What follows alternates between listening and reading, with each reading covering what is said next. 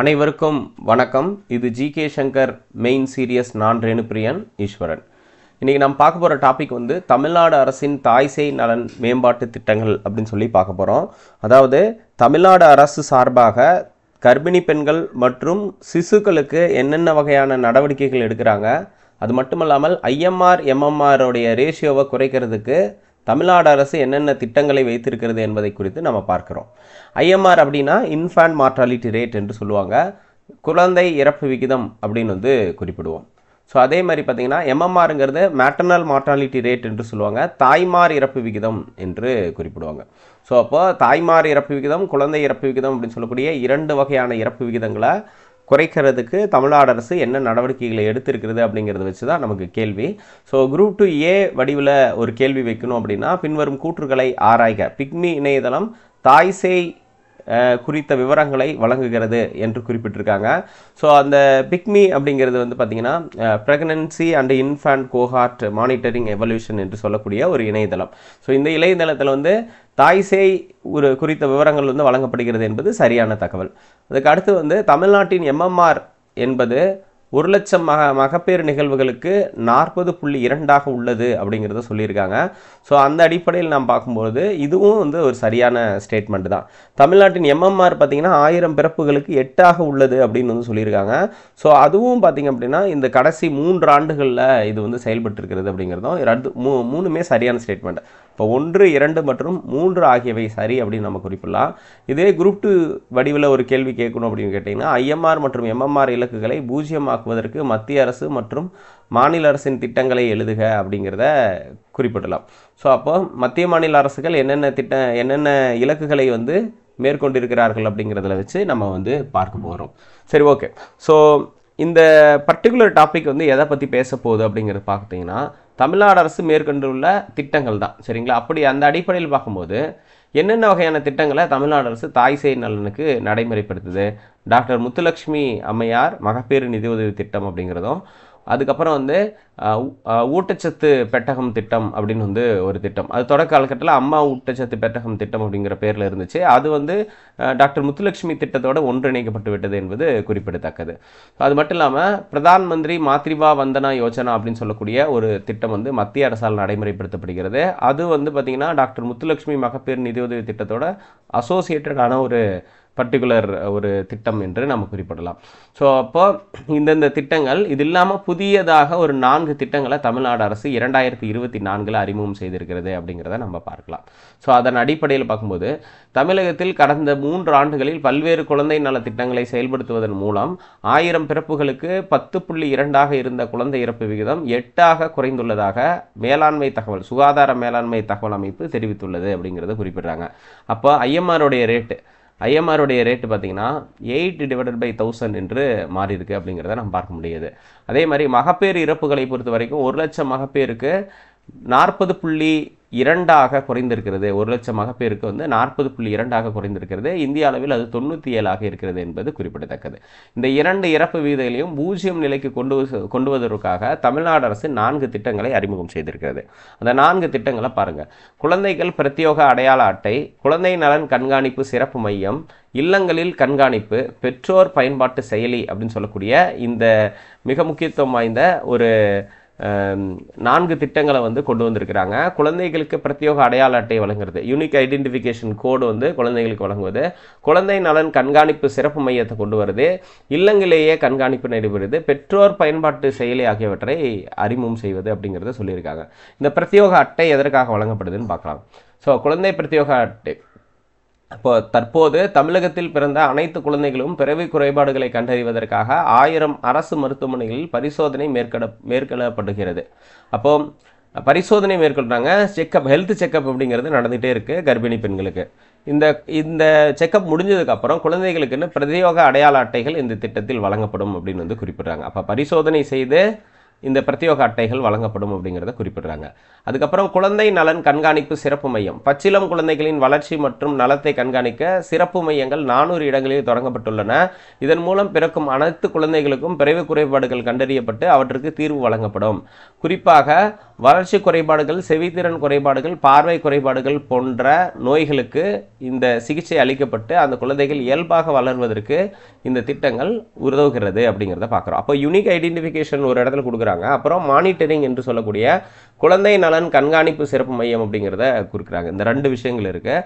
அதுக்கு அடுத்து பார்த்தீங்கன்னா இல்லங்களிலேயே கண்காணிப்பு அப்படின்னு நம்ம குறிப்பிடுறோம். சரிங்களா? இல்லங்களில் கண்காணிப்பு அப்படிங்கிறது என்னென்னா, சிறப்பு பச்சிளம் குழந்தை பராமரிப்பு பிரிவில் விடுவிக்கப்படும் குறை பிரசவம் மற்றும் எடை குறைவான பச்சிளம் குழந்தைகளுக்கு தொடர்ந்து அவங்க இல்லங்களிலேயே தொழில்நுட்ப உதவியுடன் கண்காணிப்பதற்கான முன்னோடி திட்டம் சென்னை, செங்கல்பட்டு, கடலூர், கள்ளக்குறிச்சி, காஞ்சிபுரம், திருவண்ணாமலை, விழுப்புரம் ஆகிய 7 மாவட்டங்களில் செயல்படுத்தப்படும் என்ற அறிவிப்பின்படி 128 கோடி ரூபா ஒதுக்கீடு செஞ்சுருக்காங்க.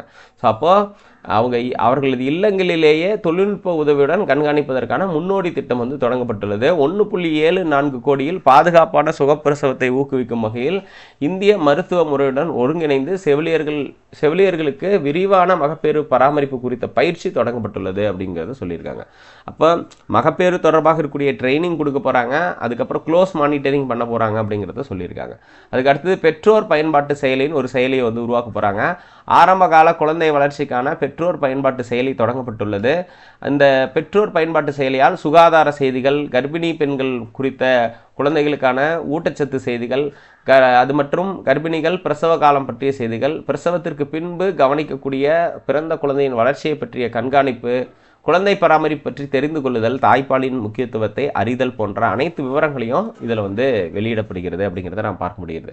அப்போ கர்ப்பிணிகள், கர்ப்பம் மற்றும் பிரசவகால செய்திகள் போன்ற பல்வேறு அமைப்புகள் இதில் வந்து சொல்லியிருக்காங்க அப்படிங்கிறத நான் பார்க்குறோம்.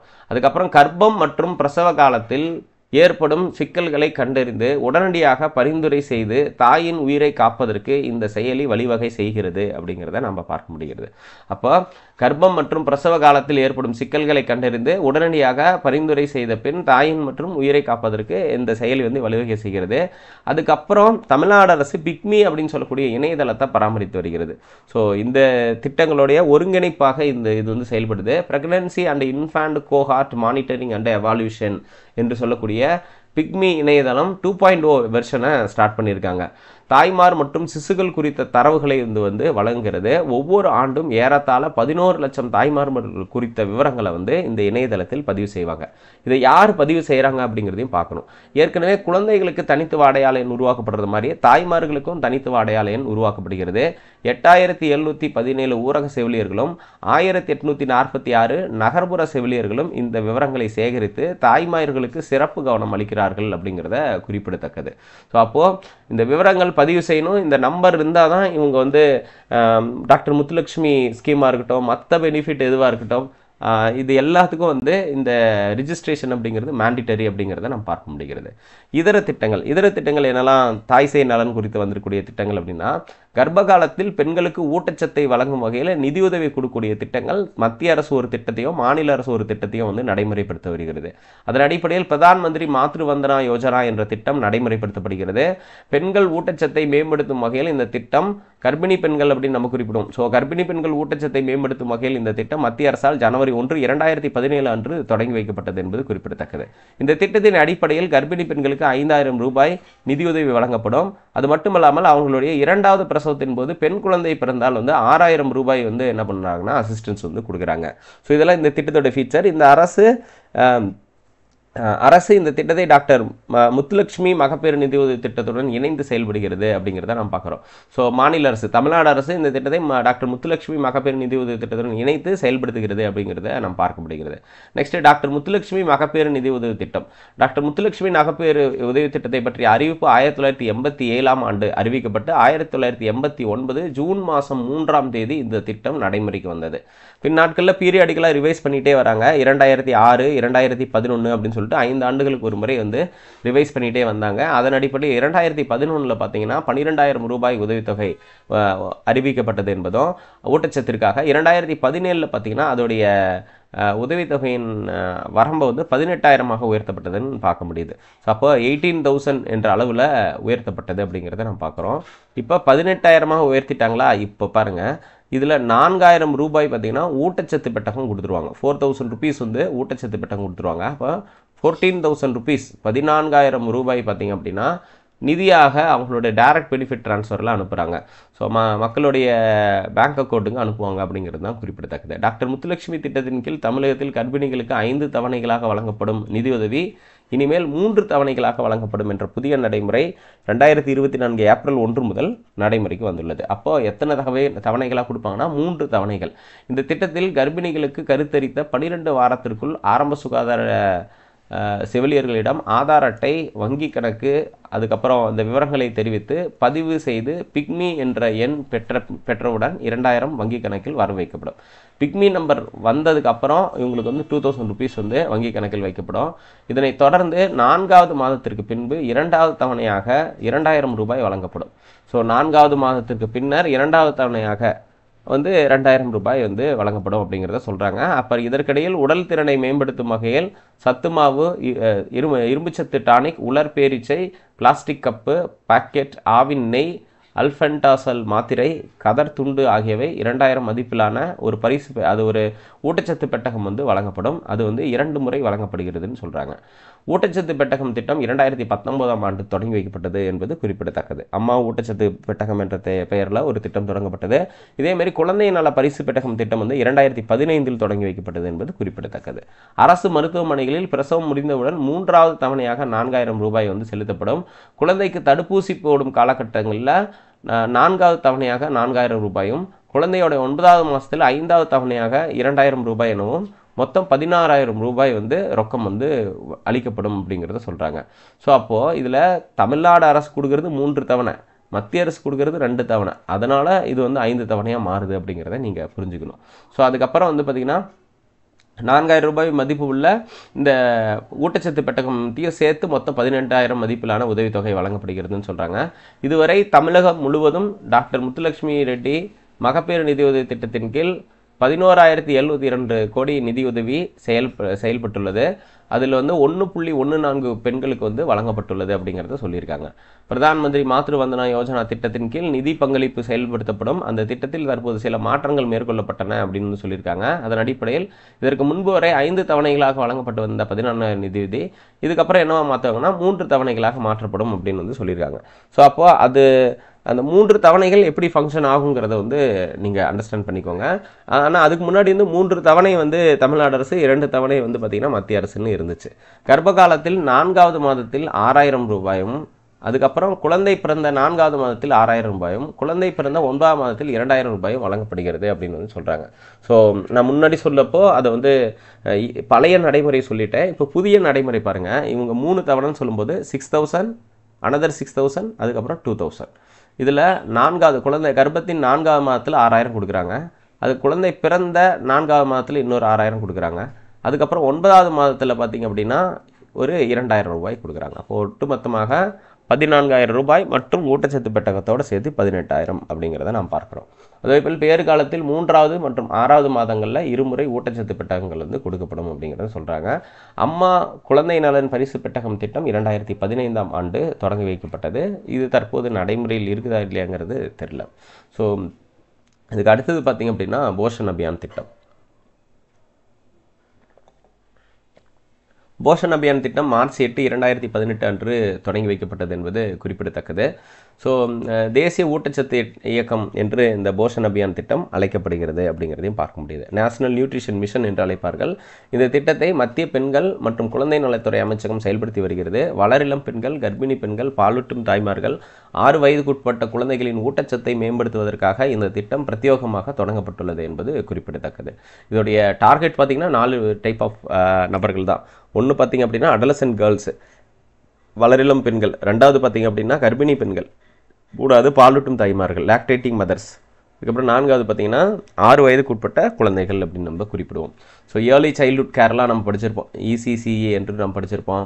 Article 45 of Indian constitution. So இதெல்லாம் நம்ம ஆல்ரெடி படிச்சிருப்போம். ஸோ நான் 45 6 வயதுக்குட்பட்ட குழந்தைகளுக்கு வந்து சிறப்பு கவனம் அளித்தல் பற்றி சொல்லியிருப்பாங்க. இப்போ இலக்குகள் பாருங்கள். ஆண்டுதோறும் 2% குழந்தைகளில் குள்ளத்தன்மையை தடுத்தல் மற்றும் குறைத்தல் என்று குறிப்பிடுறாங்க. அப்போ குழந்தைகளுடைய குள்ளத்தன்மையை குறைத்தல் என்பது குறிப்பிடத்தக்கது. வருடத்திற்கு 2% குழந்தைகளில் ஊட்டச்சத்து குறைபாட்டை தடுத்தல் அப்படின்னு வந்து குறிப்பிடுறாங்க. வருடத்திற்கு 2% குழந்தைகளில் ஊட்டச்சத்து குறைபாட்டை தடுத்தல் மற்றும் குறைத்தல் அப்படின்னு வந்து சொல்கிறாங்க. நெக்ஸ்ட்டு ஆண்டுக்கு 2% குறைந்த குழந்தை பிறப்பு எடையை குறைத்தல் அப்படின்னு வந்து குறிப்பிட்றாங்க. இது வந்து 0 முதல் 6 ஆண்டுகள்னு சொல்கிறோம். ஒவ்வொரு ஆண்டுக்கும் 3% இளம் குழந்தைகள் மத்தியில் இரத்த சோகை பரவுதல் மற்றும் குறைத்தல் அப்படின்னு சொல்கிறாங்க. 6 முதல் 59 மாதங்கள் அப்படின்னு வந்து சொல்கிறாங்க. அதுக்கப்புறம் ஆண்டு ஒன்றுக்கு 3% பெண்கள் மத்தியில் வளரிளம் பெண்கள் இரத்த சோகை பரவுதலை குறைத்தல் அப்படின்னு சொல்கிறாங்க. ஸோ அது வந்து 15லேருந்து 49 வயதுக்கு இடைப்பட்ட நபர்களுக்குன்னு சொல்கிறாங்க. இந்த டார்கெட்டை நீங்கள் கட்டாயமாக வந்து எக்ஸாம்பிள் எழுதணும். ஸோ அதில் குள்ளத்தன்மை எவ்வளோ % குறைக்கிறாங்க, ஊட்டச்சத்து குறைபாடு, குழந்தை எடை பிறப்பு எவ்வளோ பிரச்சனை, அதுக்கப்புறம் இளம் குழந்தைகள் மத்தியில் இரத்த சோகை பரவுதல், அதுவும் பெண்கள் வளரிளம் பெண்களுக்கு வந்து இரத்த சோகை பரவுதலை பற்றி அதில் வந்து குறிப்பிட்டிருக்காங்க. நெக்ஸ்ட்டு ஊட்டச்சத்தை உறுதி செய் திட்டம் அப்படின்னு சொல்லக்கூடிய ஒரு திட்டத்தை வந்து மே 21, 2022 தமிழ்நாடு அரசு நீலகிரி மாவட்டத்தில் தொடங்கி வைத்தது. இது வந்து பார்த்திங்கன்னா ICDS என்று அழைக்கப்படக்கூடிய integrated child development services scheme கூடவும் அதே மாதிரி தமிழ்நாடு சுகாதாரத்துறை அப்படின்னு சொல்லக்கூடிய அமைப்பும் இணைந்து இதை வந்து நடைமுறைப்படுத்துகிறாங்க. இதோடைய நோக்கம் என்ன அப்படின்னா 6 வயதுக்கு உட்பட்ட குழந்தைகளில் கடுமையான மிதமான ஊட்டச்சத்து குறைபாடைய குழந்தைகளுக்கு சிறப்பு மருத்துவ பரிசோதனைகளை மேற்கொண்டு ஊட்டச்சத்து குறைபாடு உள்ள குழந்தைகளை வந்து கண்டறிதல் என்பது இதன் நோக்கமாக இருக்கிறது. ஸோ அது மட்டும் இல்லாமல் மருத்துவ உதவி தேவைப்படும் குழந்தைகள் மற்றும் ஊட்டச்சத்து தேவைப்படும் குழந்தைகள் ஆகியோரை கண்டறிந்ததுக்கு அப்புறம் குழந்தைகளின் ஊட்டச்சத்து குறைபாட்டை நீக்க நடவடிக்கை எடுக்குதல் அப்படிங்கிறதெல்லாம் இதோடைய நோக்கமாக இருக்கிறது. ஸோ இதோடைய செயல்பாடுகள் எப்படி இருக்குன்னு பார்த்தீங்கன்னா, இந்த சிறப்பு மருத்துவ பரிசோதனை முகாம்கள் அனைத்து மாவட்டங்களிலும் 1 மாதத்திற்கு நடக்கும். 1 மந்த் இருக்கக்கூடிய அளவில் அனைத்து மாவட்டங்களிலும் இது வந்து நடத்துவாங்க. இதன் மூலம் கடுமையான மற்றும் மிதமான ஊட்டச்சத்து குறைபாடு உடையவர்களை கண்டறிந்து குழந்தைகளை கண்காணிக்கப்பட்டு அவர்களின் வளர்ச்சிக்கு தேவையான நடவடிக்கைகளை எடுப்பார்கள் என்று குறிப்பிடத்தக்கது. ஸோ இதை வந்து செய்கிறாங்க. சிறப்பு மருத்துவ பரிசோதனைகளுக்கு உட்படுத்தப்படும் குழந்தைகளின் விவரங்கள் அதற்கென வடிவமைக்கப்பட்டுள்ள சிறப்பு செயலியில் பதிவேற்றப்பட்டு கண்காணிக்கப்படும் என்று குறிப்பிடுறாங்க. மருத்துவ பரிசோதனைகளுக்கு பிறகு ஊட்டச்சத்து மட்டும் தேவைப்படும் குழந்தைகளுக்கு தனியாக சிறப்பு ஊட்டச்சத்து அளிக்கப்படும் அப்படிங்கிறதையும் குறிப்பிடுறாங்க. ஸோ இதெல்லாமே இதோடைய அடிப்படைகள் அப்படின்னு நம்ம பார்க்க முடிகிறது. அது மட்டும் இல்லாமல் தேசிய சுகாதார இயக்கம் அப்படிங்கிற அமைப்பு வந்து 2013 வந்து தொடங்கப்பட்டது. நேஷனல் ஹெல்த் மிஷன் என்று சொல்வார்கள். அதில் அர்பன் ஒன்று இருக்குது, ரூரல் ஒன்று இருக்குது. National urban health mission, national rural health mission 2 இருக்குது. தேசிய சுகாதார இயக்கம் 2013 தேசிய ஊரக சுகாதார இயக்கம், இது நகர்ப்புற சுகாதார இயக்கம் 2013, ஊரக சுகாதார இயக்கம் ஏப்ரல் 12, 2005 தொடங்கப்பட்டது. இந்த சுகாதார மற்றும் குடும்ப நலத்துறை அமைச்சகம் பகிர்ந்து கொண்ட தகவல்களின் அடிப்படையில் தேசிய சுகாதார இயக்கத்தின் கீழ் நாடு முழுவதும் உள்ள ஏழை பெண்கள், அனைத்து கர்ப்பிணி பெண்களுக்கும் மகப்பேறு சுகாதார சேவைகள் வழங்க திட்டங்கள் நடைமுறைப்படுத்தப்படுகிறது அப்படிங்கிறத சொல்கிறாங்க. ஸோ இந்த திட்டத்தோடு இணைஞ்சு மத்திய அரசு நடைமுறைப்படுத்தும் திட்டங்கள் அடிப்படையில் பார்த்திங்கன்னா சுரக்ஷித் மாத்ரிவ ஆஷ்வாசன் அப்படின்னு சொல்லக்கூடிய ஒரு திட்டம் வந்து நடைமுறைப்படுத்தப்படுகிறது. இது பொது சுகாதார நிலையங்களுக்கு வருகை தரும் ஒவ்வொரு தாய்மார்கள் மற்றும் புதிதாக பிறந்த குழந்தைகளுக்கு தரமான சுகாதார சேவையை வழங்குதல், ஹெல்த் ஓரியன்டான தரமான சேவையை வழங்குதல் இதன் நோக்கம். ஜனனி சுரக்ஷா யோஜனா அப்படின்னு சொல்லக்கூடியது அங்கீகரிக்கப்பட்ட மருத்துவ மையங்களில் பிரசவத்தை ஊக்குவிக்கும் திட்டம். இன்ஸ்டிடியூஷனல் டெலிவரிஸ் என்று சொல்வார்கள். மருத்துவமனைகளில் பிரசவம் நடைபெறக்கூடிய ஒரு திட்டமாக இது வந்து குறிப்பிடப்படுகிறது அப்படிங்கிறத நாம் பார்க்குறோம். அப்புறம் ஜனனி சிசு சுரக்ஷா காரியகிராம் அப்படின்னு சொல்லக்கூடியது ஒவ்வொரு கர்ப்பிணி பெண்ணுக்கும் பொது சுகாதார நிறுவனங்களில் சிசேரியன் உட்பட்ட இலவச பிரசவத்திற்கான வசதிகள் வழங்கப்படுகிறது அப்படிங்கிறத நாம் பார்க்க முடிகிறது. அதுக்கப்புறம் பிரதான் மந்திரி சுரக்ஷித் மாத்ரிபா அபியான் என்ற திட்டம் வந்து கர்ப்பிணி பெண்களுக்கு ஒவ்வொரு மாதமும் தரமான பேறுகால பரிசோதனையை வழங்குகிறது. கர்ப்பிணி பெண்களுக்கு உணவு, ஓய்வு, கர்ப்பத்தின் ஆபத்து அறிகுறிகள், நன்மை திட்டங்கள் மற்றும் மருத்துவ பிரசவங்கள் குறித்த கல்வி கற்பதற்கான MCB அட்டையை வந்து பாதுகாப்பான தாய்மை கையேடோடு சேர்த்து வழங்கப்படுகிறது அப்படிங்கிறத நம்ம சொல்கிறோம். அதுக்கப்புறம் சுகாதாரம் மற்றும் குடும்ப நலத்துறை அமைச்சகம் பகிர்ந்து கொண்ட தகவல்களின் அடிப்படையில் 10 முதல் 19 வயதுக்கு உட்பட்ட வளரிளம் பெண்களிடையே மாதவிடாய் சுகாதாரம் குறித்து மேம்படுத்துவதற்கான திட்டம் செயல்படுத்தப்படுகிறது அப்படிங்கிறதையும் நாம் பார்க்க முடியுது. ஸோ அப்போ இத்தனை திட்டங்கள் நடைமுறைப்படுத்தக்கூடிய அந்த சூழலில் நம்ம இந்த தேசிய சுகாதார இயக்கத்துடைய தன்மைகள் குறித்த விஷயங்களையும் நம்ம வந்து பார்க்குறோம் அப்படிங்கிறத நம்ம குறிப்பிடுறோம். ஸோ இது வந்து ரொம்ப முக்கியத்துவம் வாய்ந்ததாக ஒரு திட்டத்தை நம்ம பார்க்க முடிகிறது. இந்த திட்டத்தின் அடிப்படைகளை நம்ம இப்படி தான் நம்ம புரிஞ்சுக்கிறோம். ஸோ தமிழ்நாடு அரசின் தாய் சேய் நலன் மேம்பாட்டு திட்டங்கள் அப்படிங்கிறது இதனுடைய அடிப்படை அப்படிங்கிறதும் பிக்மி இணையதளம் MMR எவ்வளோ இருக்குது, IMR எவ்வளோ இருக்குங்கிறதெல்லாம் நம்ம பார்க்க முடியுது. ஸோ இன்றைக்கான டாபிக் இதுதான். இந்த பர்டிகுலர் PDF உங்களுக்கு வேணும் அப்படின்னா GK சங்கர் சேனலுடைய இந்த டிஸ்கிரிப்ஷன் லிங்க்கில் வந்து ஒரு சில இன்ஸ்ட்ரக்ஷன் கொடுத்துருப்பாங்க. அந்த இன்ஸ்ட்ரக்ஷனை ஃபாலோ பண்ணிங்க அப்படின்னா நீங்கள் இந்த PDF பெற்றுக்கொள்ள முடியும். நன்றி, வணக்கம்.